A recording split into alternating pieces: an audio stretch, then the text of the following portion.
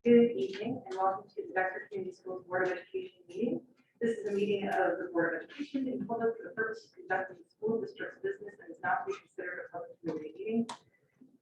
There is time for public participation during the meeting as indicated on the agenda. Per Washtenaw County Health mandate regarding high COVID-19 transmission, all attendees will be required to wear their masks over their mouth or nose both. Over your mouth and nose. So with that, we will call the meeting to order. Hopefully do the roll call. Mr. Albright. Here. Mr. Arnold. Present. Mrs. Bruderly. Here. Mrs. Braderex. Here. Ms. Kangas. Here. Mr. Lundy. Here. Mrs. Rivera. Here. Mr. Naughton. Here. Mr. Patel. Thank you. Move on to the approving of the meeting minutes. Your packet included the meeting minutes from January 31st, 2022. I move that the Board of Education approve the minutes from January 31st as presented. It's been moved and seconded. Is there any discussion about the minutes? Hearing no discussion, I will put it to a vote. All those in favor of approving the minutes as presented, say aye. Aye. Any opposed, say nay. Minutes have been approved. Now moving on to the approval of the agenda. The board policy provides that the superintendent of schools shall prepare the agenda for all board meetings as directed by the president of the Board of Education. Is there a motion to approve the agenda? I move that the Board of Education approve the agenda as presented. Second motion.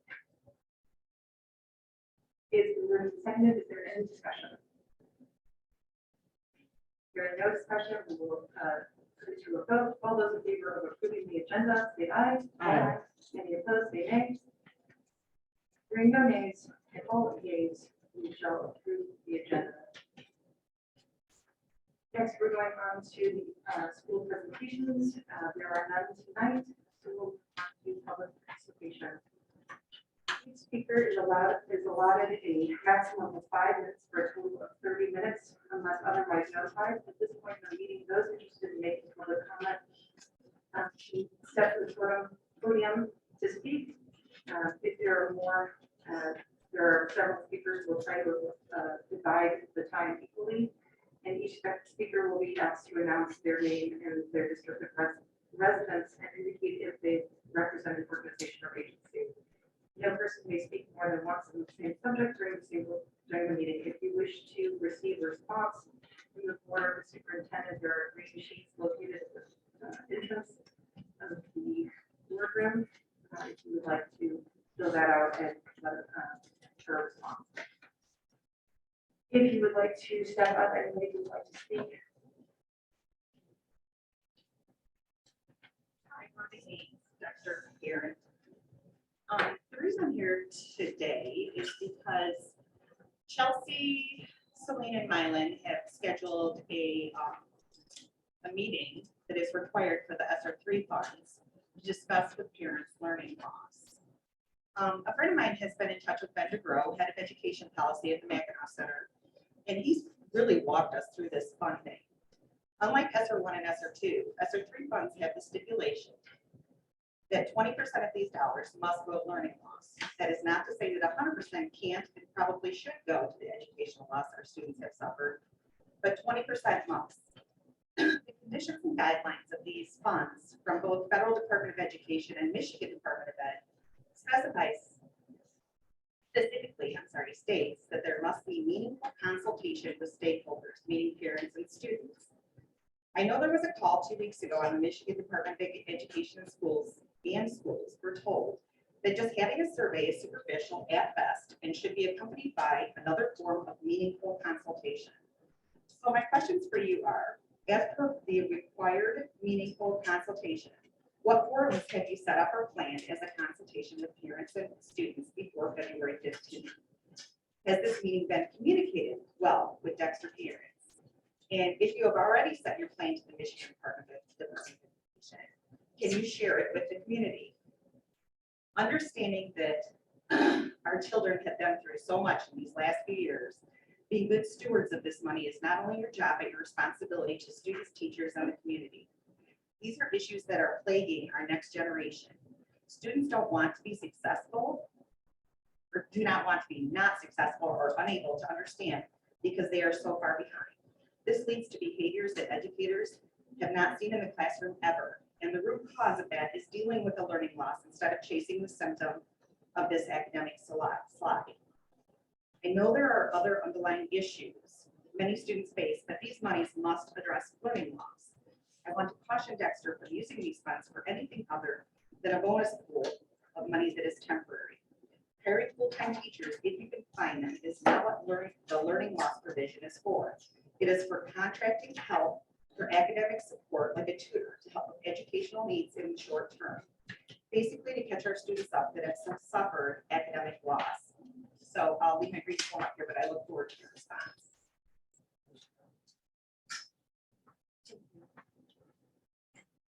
Next person, and just a reminder.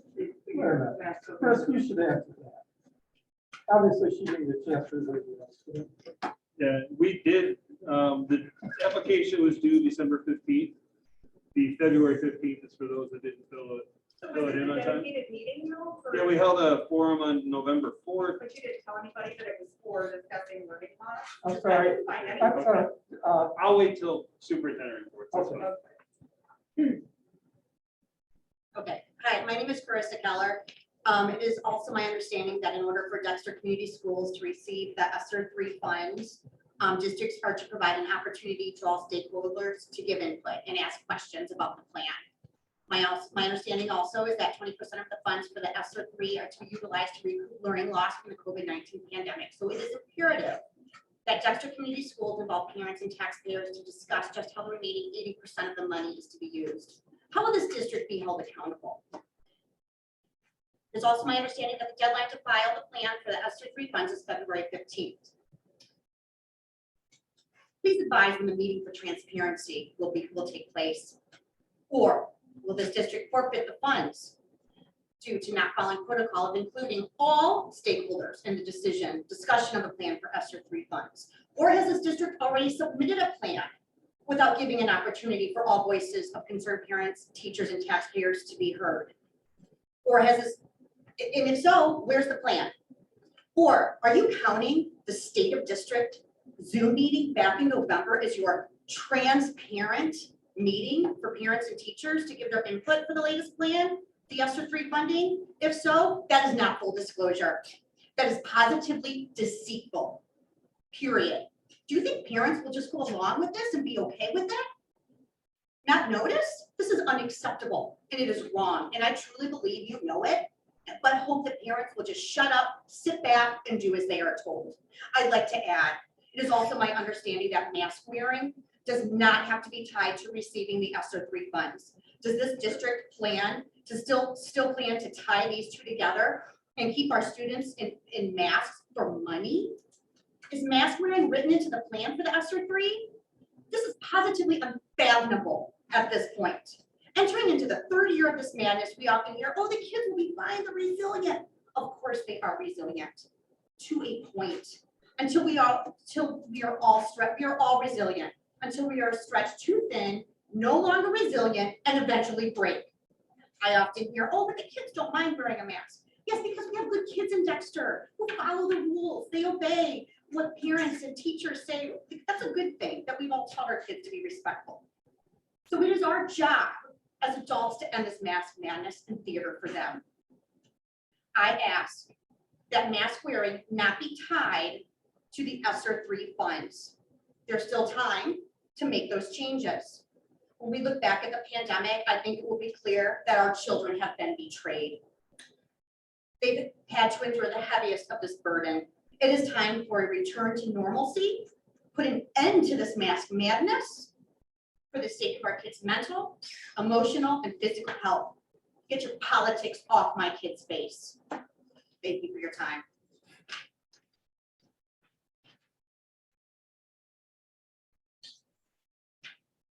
Thank you. Is there anyone else who would like to speak today? Yeah. You have time. My name is Holly Vienna. I have two kids at Dexter High School. We live in Dexter. As we are about to enter into year 3 of the COVID-19 pandemic, I'd like to address the Dexter Schools mask mandate. I realize that you will most likely defer to the Washtenaw County Health Department, but I'd like to use some of those critical speaking skills that we teach our kids and model some common sense as well, and ask that you stand up for our kids. In brief, I'd like to point out that many states in the US never even adapted the mandate and have fared quite well. Some states who adopted the mandate are currently lifting it, such as New Jersey and Delaware. Within our own state, I have several friends on the west side whose children are not forced to wear a mask on their face all day. Our direct neighbors to the north in Livingston County do not have the mandate. Certain local private schools have not implemented the mandate. Heck, even people in Dexter are regularly seen not wearing masks at various functions. So please tell me, does the virus just know to be scary and deadly to the students of Washtenaw County and Michigan during the hours of 8 to 3, but not the surrounding communities? Does the virus know when to take a break from doing its dirty work when one of our athletes takes off his or her mask to wrestle or power lift or play basketball or swim or dive? Does the virus shut down at U of M football games where over 100,000 people are gathered?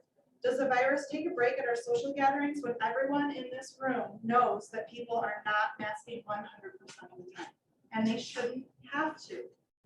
Why are we still mandating the mask for our children when it has not proven to stop the virus and has proven to be a huge detriment to both physical and mental health? A study involving over 25,000 school-aged children shows that masks are harming children physically, psychologically, and behaviorally, revealing 24 distinct health issues associated with wearing masks.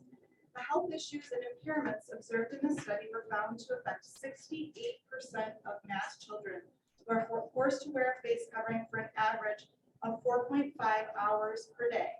I know my own kids at Dexter High School wear them longer than that.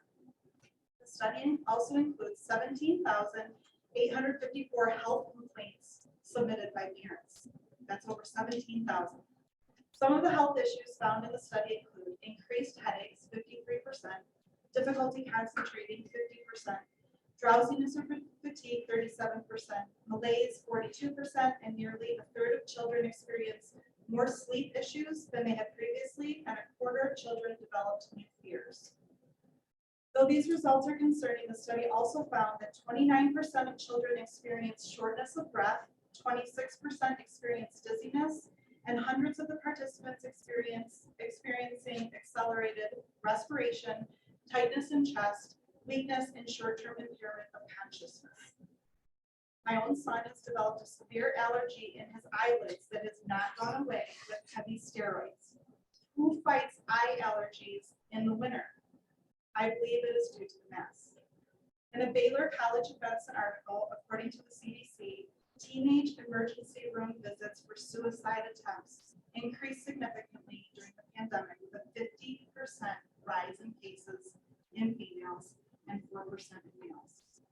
From a U.S. News and World Report Health Days news article, one of the most robust findings in the last 30 years of research on mood disorders is that disturbances in our social rhythms significantly increase the risk, even predict the development of major depressive episodes.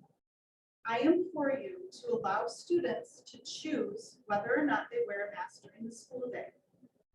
Please consider their physical and their mental health. Consider the number of times the goalposts have been moved for our kids and the distrust that they have developed for authorities who are supposed to have their best interests at heart. Please consider all that our kids have been through, and please stand up for the full well-being of our kids. Thank you.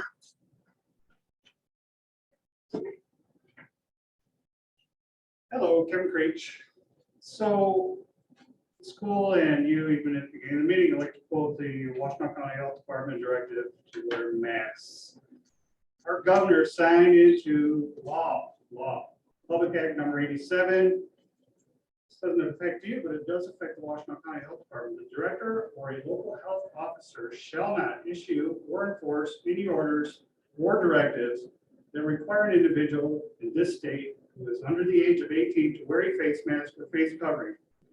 So right now, our Washington County Health Department is working outside the law, and that concerns me. And there's some things being done to help address that in the background. But I guess what I'm asking the board is, we know that they're not following the law, and so are we. So we need to address that as a district. If the Washington County Health Department is not willing to follow the law, are we going to step up and do the right thing? This was signed into law by our Democratic governor, so we need to do the right thing. I'm just asking for you to review this, and what kind of liability do we have based on that? I think it's something we need to consider. So thank you.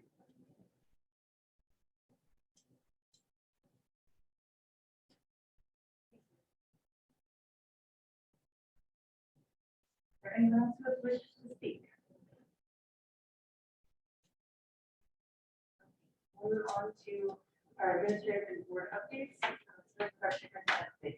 All right, just to clarify, there is no requirement in ESER 3 regarding masks or no masks. It's not part of the ESER 3 rules. The ESER 3 monies that were applied for were actually, the application was due December 15th. The guidance and the way ESER 3 was passed started back in the spring. So it's not a new process. We submitted our application on the 15th. We held a forum as part of the State of the Schools on November 4th. We had over 100 people participate and comment. We've held internal and external smaller focus groups. We've worked through in the ESER 3 funds. We have on December 20th, the Board of Ed adopted the budget revision. In that budget revision, we have the exact ESER 3, or actually we have all of the ESER funds. It's right on the website, how we spend everything. We posted how we spent the funds for over a month on the website on the pop-up window as soon as you went in. The entire plans on the transparency page. The districts that had to identify and do everything by February 15th had to ask for an extension to apply. We have spent our ESER dollars on adding counselors. We've added 2 full-time counselors, 2 full-time social workers to build, and worked with St. Joe's on increasing community mental health and district mental health supports. We've increased our school psychologist time we've put in a reading intervention and action plan that required additional staffing. We've added nurses. We've changed and done math intervention and pacing work at 5th through 8th. When I look at the ESER 3 explicit list, we have also added intervention instruction in K4. We've adopted some new materials for elementary phonics instruction to help with our students that in the youngest grades. We've added intervention 5th through 12th. We've added counseling time. We've all the dollars. It's on in the budget adoption from December 20th. That's on the website. We've gone through the process. We've updated. We're making sure all the feedback came back is our students needed mental health supports and our students needed academic supports, and that's exactly what we've added. So when we look at school now, we were out 3 days last week. That was 3 snow days across the district, but we had 3 days at the high school. So we're gonna have to evaluate our time and time out and see what options there are, because we had to close down a couple times at the high school for power and for the threat. So we're working through how the time calculations at the state work, and we'll adjust as needed. We have a scheduling problem at the high school that is, there's a long-term fix. In the short term, it's really like the perfect storm of messiness. One of the staffing issues we've had was being able to maintain our power school expertise, which is how we run our scheduling system.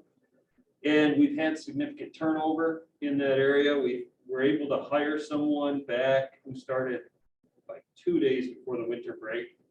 Back in December, we've been training for the last month. We actually sent a group to power school scheduling training from the high school in the district. That training started today. It's 4-day training. However, when we had to close for the power outage back early in the year, we moved to the block schedule. We have A days and B days. When we closed for the power outage, we adjusted and we skipped. I think we were supposed to have a B day, so we pushed B day to the next day, which was a complete mistake because it messes up schedules with consortium and kids that are traveling and doctor's appointments and things like that. So we will never do that again. It also unknowingly, when that happened, it changed the calendar of the system. So when the schedules were being finalized 2 weeks ago and going through and making adjustments based on kids that needed different classes because they failed the class or they wanted to change, they no longer wanted the class. The course list that some classes had a start date of January 31st as they were supposed to. Other classes, because of that issue, where we changed the A and B dates, had a start date of February 1st. So when the classes were being balanced and the schedules were being changed, it showed on the screen that there were, say, 20 kids in the class.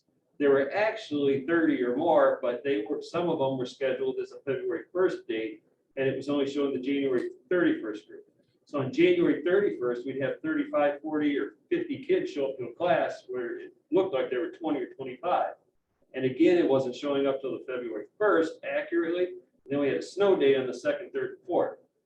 So today we've been working, we worked all last week on this too. We've been working with Power School to keep elevating it up. They can't find what box is checked somewhere in the system causing it. And we did a lot of corrections today, but I'm not sure it's all of them yet. And it's going to be a couple more days to sort it out because what is showing is not accurate on anybody's screens. It's showing them as pre-registered instead of active, or it's showing a wrong start date. There's some kind of technological problem in the system that Power School can't find. We're going to find it eventually. It'll be some box checked on some classes, not on all, and then we'll have to adjust. But we think we have it pretty close. And then the schedules will update overnight when the system syncs. So hopefully tomorrow it'll be cleaner, and we won't actually know until tomorrow. How many students are in there? Most of the high school, half the high school, it's hard to tell. If kids didn't really have many changes, it's really hard to tell. It's really hard to tell because based on that information that we had when it wasn't showing the full enrollment, we started collapsing a section here or two and then opening up different sections that kids had requested, which then when it all merged Tuesday, we actually needed all the sections that we collapsed. And now we have these other sections. We've had to, it's a technological nightmare. It's fixable, but it takes a lot of time. And they're working as fast as they can to figure out what is showing, what's not, and what to change and what not. Meanwhile, we have an entire team being trained on scheduling because that was we lost people that could do it.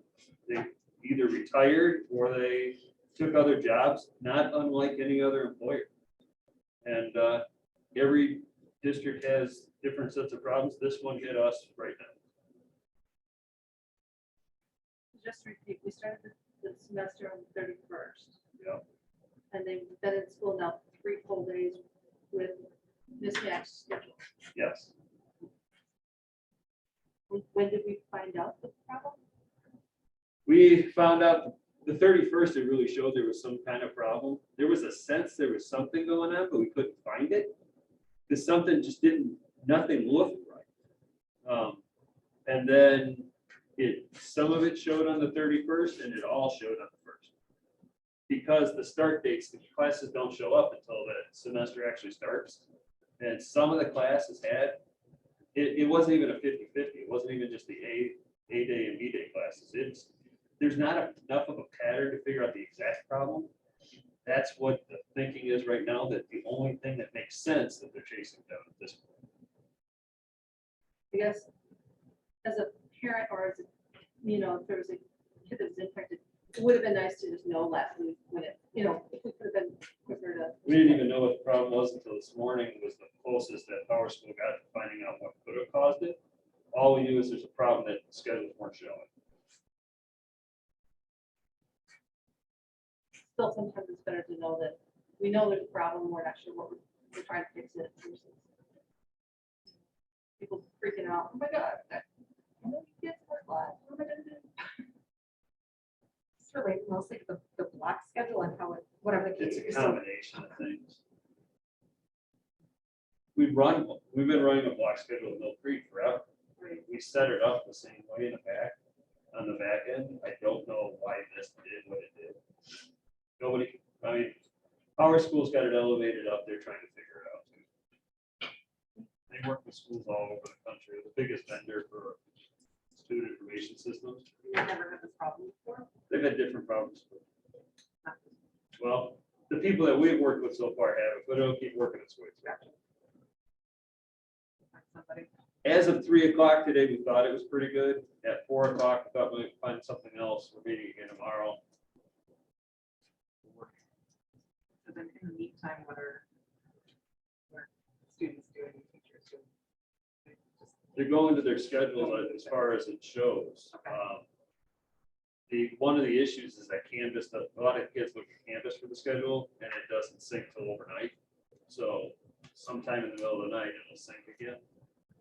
And then they should follow that schedule.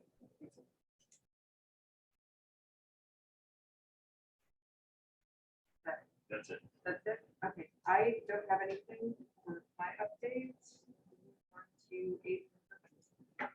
So not much. At Wiley, there's an anti-bullying club where students meet at Wednesdays during lunch to learn about strategies to set up bullying and solve conflicts.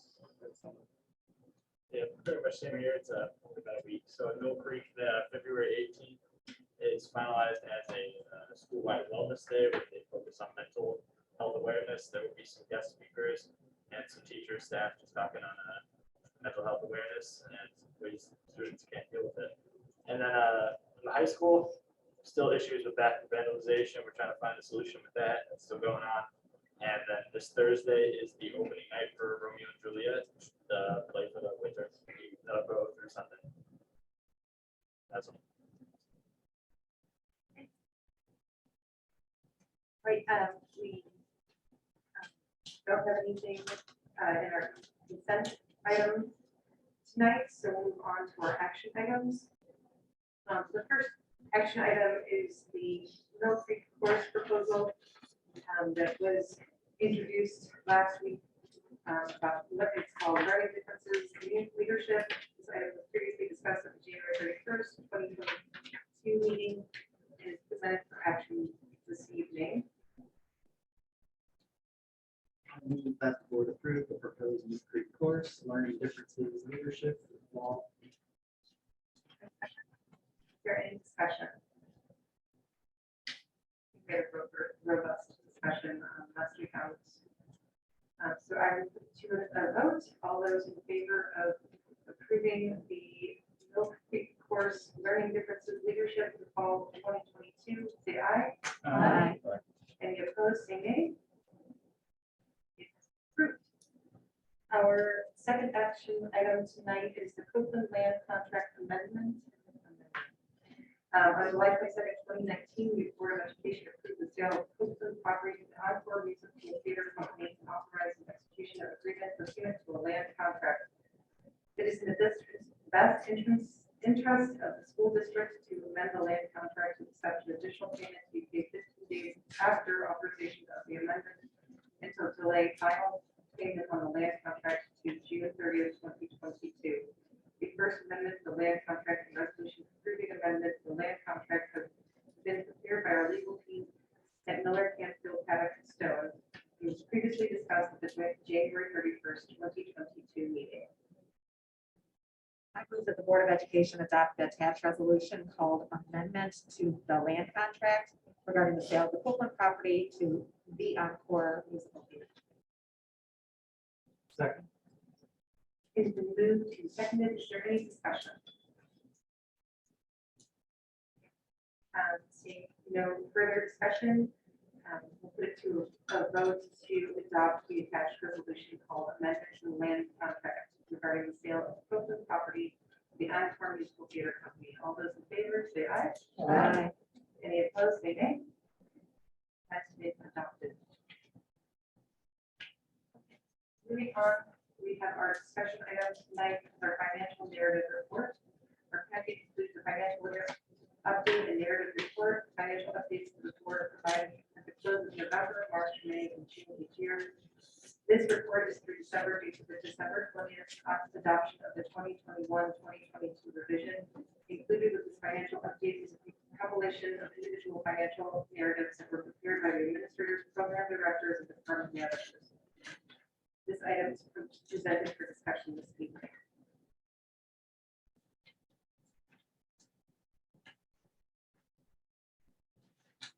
Any questions or discussion?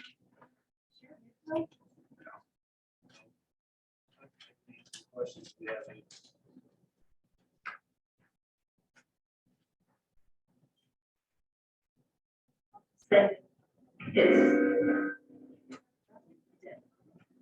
It seems like a very complete report, as it always does. I always appreciate the time the administrators take to detail out what's happening, what they expect, show us exactly where they would be on a normal year, especially since things are so different this year.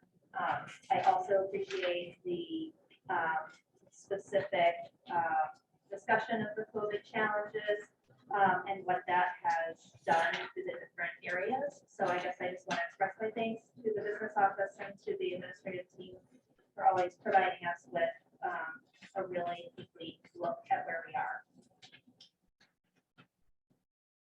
I appreciate the building by building breakdown too. I think that's very helpful to, know where our strengths and where our other things are coming from. So I appreciate that.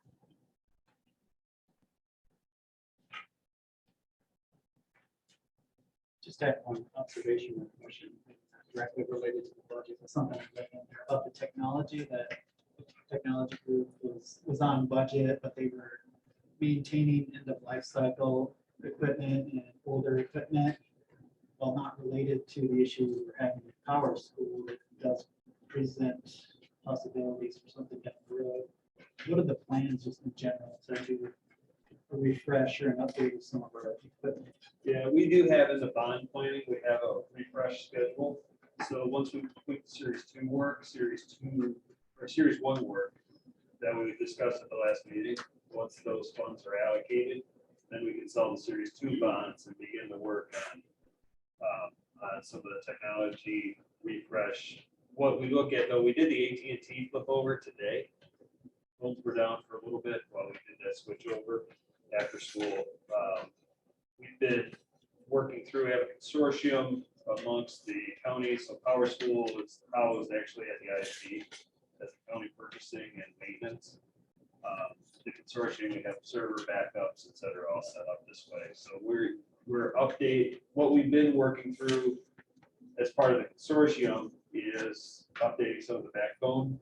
Our infrastructures, as far as we have some switches we need to do things like that. We have a regular replacement cycle work through, and projectors. We have we're toying with moving to TVs from the projectors for brightness and cost. So we're going back and forth on a couple. We're testing out some things, but as soon as we allocate the Series 1, then we can start on our Series 2 replacements.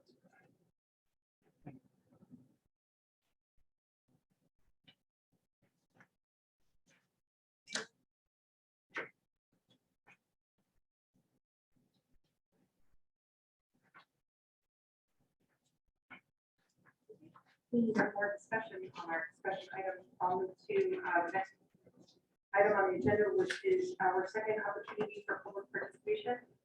The second opportunity to speaker is on a maximum of 3 minutes, for a total of 15 minutes, unless otherwise identified. At this point in the meeting, those interested in making public comment will be asked to step up to the podium. Each speaker will be asked to announce their name and address, and indicate if they represent an organization or agency. Those person may speak more than once on the same subject, so no repeating. If you spoke the first time, you speak about something that you did not speak about at the first public participation opportunity.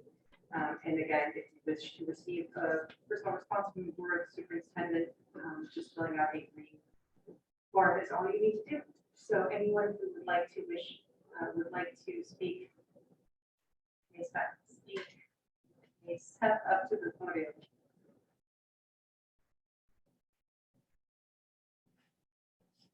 Okay, seeing no rush up to the podium, I would like to just point your attention to our information items in our packet. And we will go to move into board comments. Oh, I'm sorry, board comments. There it is, board comments. Go back up to board comments. I just, all people work with ESSER three funds, and I know, the finance case is discussed a lot. And just look at this, look on the website. I would start there. And I think find all the money's been addressed. One of the needs discussed a long time ago. Not use the money that we can't, sustain and focus on educational needs, the educational gap or loss. And the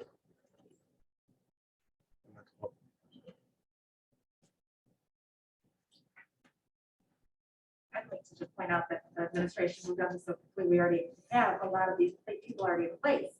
We've already hired school counselors with the ESSER three funds. So instead of scurrying to wait to have another meeting on February 15th, the district is doing something with this money. And we're seeing it in live action because we have people in building to address the needs of the students. And I think that's what's very important for us to recognize.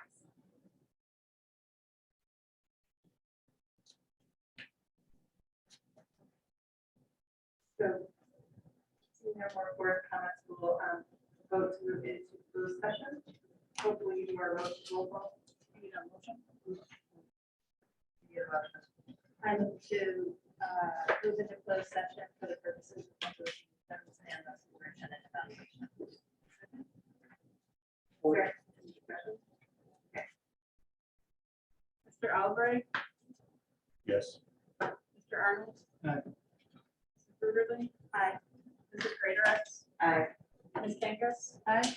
Mr. Lundy. Aye. Mrs. Rivera. Aye.